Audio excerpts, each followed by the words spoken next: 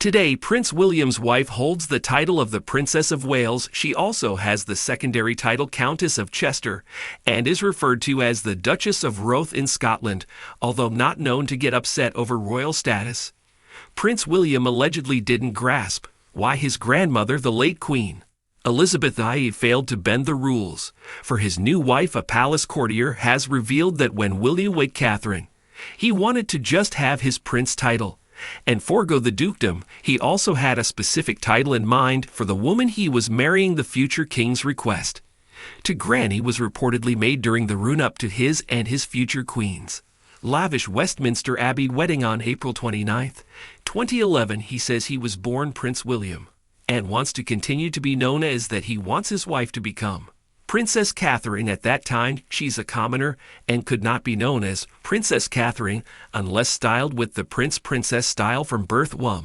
Women marrying princes will take on the feminine equivalent of their styles and titles. However, his grandmother was set on giving the future king a dukedom and making Catherine a duchess, not a princess, therefore referring to any of these popular female royal consorts as princess followed by their given birth D is not technically correct. If Prince William's wife had become Princess Catherine immediately after her wedding, other extended royal family members might have made their own requests for title changes, but Catherine isn't the only family member that the Queen opted not to give a princess title to. In fact, she wouldn't even give it to her favorite in-law, Prince Edward's wife, Sophie, and she was hopeful Queen Elizabeth would give her that title when she married her youngest son, but the late monarch refused to give it to Sophie.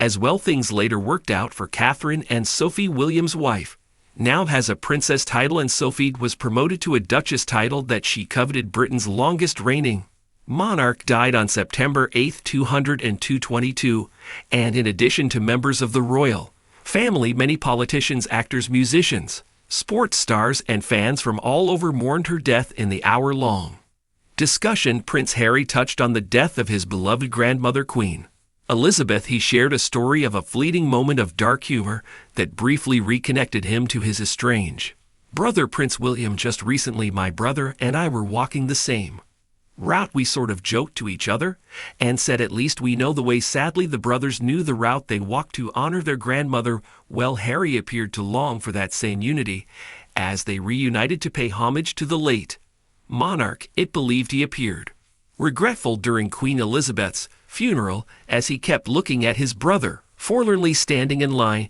He watched as his brother, he had been once so close to, the nephew he had adored playing with, and the sister-in-law he had viewed as his own sister, filed in front of him with not one glance in his direction. They were just 15-12 when they walked, heads bowed behind their mother's coffin.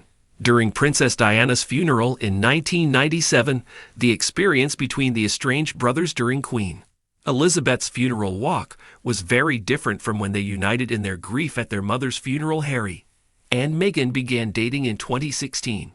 But things moved pretty quickly. It was fairly quick compared to Prince William's lengthy 8-year relationship with Princess Catherine prior to their marriage proposal. In his memoir, he was quite nervous when asking the Queen if he could have permission to propose to Meghan, but it was the next line of Harry's book that was the most interesting. At last, she replied, "Well, then I suppose I have to say yes."